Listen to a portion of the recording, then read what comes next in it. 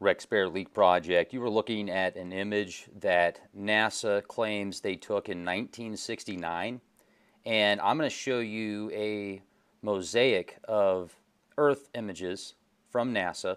And also, I'm going to show you an image that's compiled of, or a mosaic that's compiled of over 36,000 images taken from people around the world where they geocached. Essentially, there was a GPS location from each image, and NASA put together all of these images, and guess what? They came up with the globe. So this image I find interesting because I don't buy the official moon landings from the 60s Apollo. I certainly think they went to the moon. I just don't think the images that they're sharing with us are legit. So what you're looking at here is the supposed NASA image from 69, and I'm going to scroll up here a little bit. Despite helping mankind move forward for decades, NASA has a bit of nostalgic sense to it. They got a typo in there, despite helping mankind. This week, the space agency unveiled an image of Earth from the Apollo 10 taken 36,000 nautical miles away. The image is from May 18th, 1969, nearly 50 years ago. So for people that say everything that NASA shows is CGI, did they have CGI capable of doing that 50 years ago?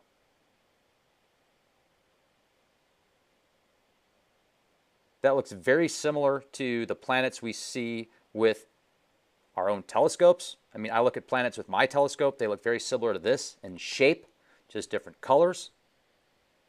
So here is the global selfie mosaic where NASA and the Jet Propulsion Laboratory compiled 3.2 billion pixel size. Okay, let me just read this to you. A low-resolution preview of the 3.2 billion pixel-size NASA Earth Day Global Selfie 2014 photo mosaic.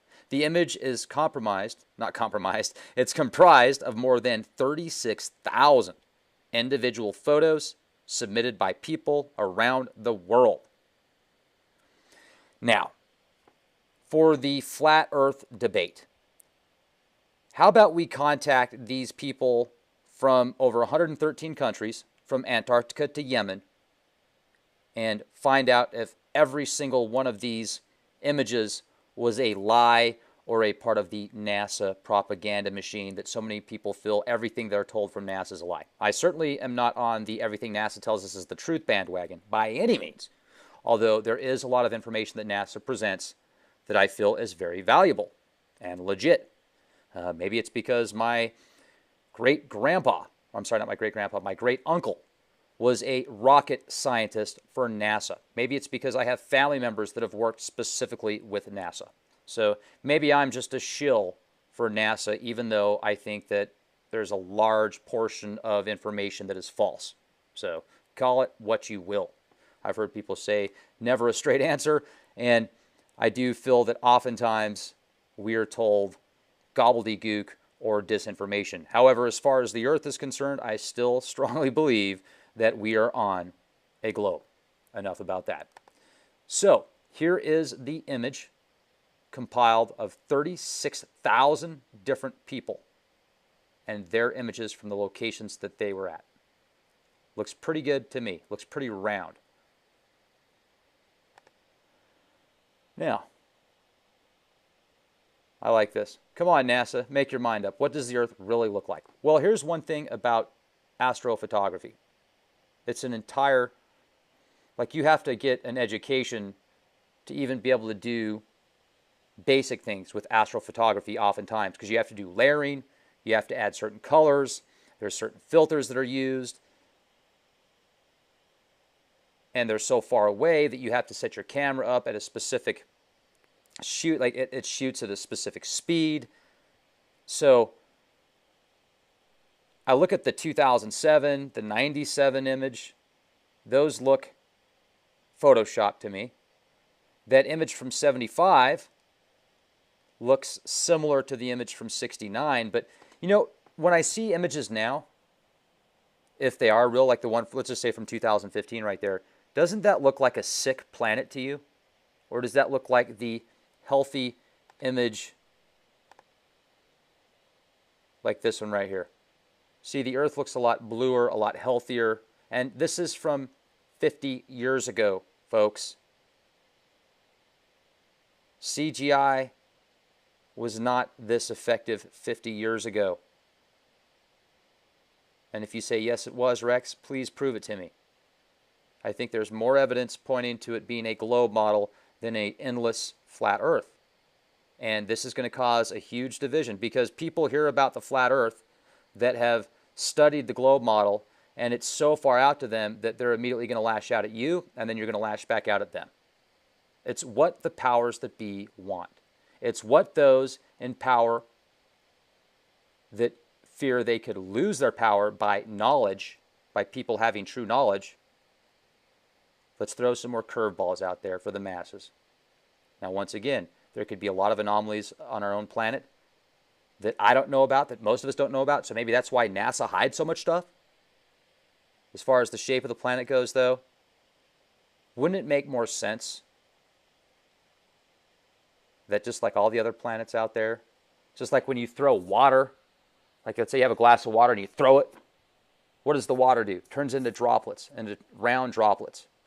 Now, for people that say gravity isn't real, gravity doesn't exist, essentially, oh, gravity's BS, you can't prove gravity. If you jump out of a building, what happens? You fall to the ground, right? Is that considered gravity? I mean, I guess for a layman's terms, you don't have to be a rocket scientist to realize that if you jump up, you're going to land down. So I'm just saying, guys. Now, that doesn't prove that the Earth's round, and it also doesn't prove that the Earth's flat when you say that NASA didn't go to the moon or that NASA only gave us 2 images over 40 years of the Earth. How does that prove the Earth's flat? You get my point. So let's leave it at that. This is more geared towards this image, and then you look at some of the newer images. So let's go back to this image here, the mosaic. This is a very cool picture, in my opinion. And then this right here, the 2015 image versus the 75. It just seems, that's what the Earth looks like, though, now, you guys. I mean, look at the atmosphere. It's this hazy, transhuman, silvery haze. Hazy haze. I said that twice. It's not vibrant and blue like it used to be. It's like a transhuman blue most of the time. Lately, the atmosphere has been looking better because I've noticed there's been a lot less chemtrails, unless they're using different formulas now, which they very well could be because people are waking up to it on a mass scale. So question everything, leakproject.com. And also, make sure to pick up one of these quick bivvies. I'm going to leave a link in the video description box. These things are awesome. They will literally keep you warmer in a very cold situation if you get stranded. So I would strongly recommend these things. They are awesome. Have them for yourself. Give them to your friends, your family. Put them in your bug-out bag. Put them in your car. If you have a motorcycle, you travel the country, put it in there. Have one on hand when you travel. They're tiny. You could easily put a few of these things under your car seat. leakproject.com. Be the change you want to see, folks. Thanks for being here.